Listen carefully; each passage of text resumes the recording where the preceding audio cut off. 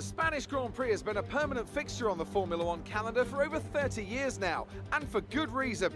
Do you remember Michael Schumacher's absolute dominance here in that rain-soaked Grand Prix in 1996? That day he took his first ever victory for Ferrari, and we've had many more iconic moments since.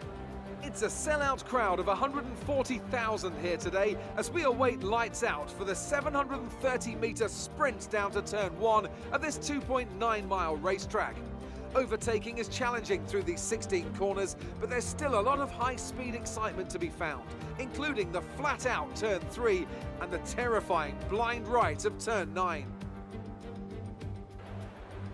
Alongside me once again for coverage of today's race, it's none other than the great Anthony Davidson. Why don't we kick off by discussing Max Verstappen? Looks like they've got a tough race in store today as grid penalties from changing power unit components has forced them further down the field. Everyone has to deal with penalties or reliability issues from time to time throughout their career.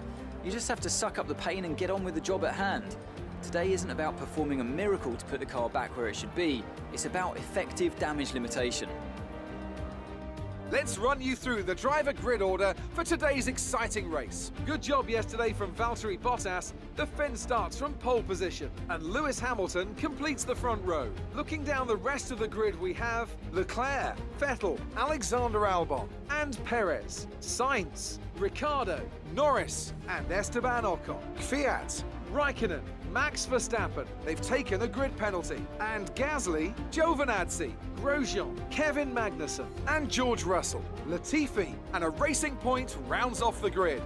Now, it's almost time for lights out, so let's go.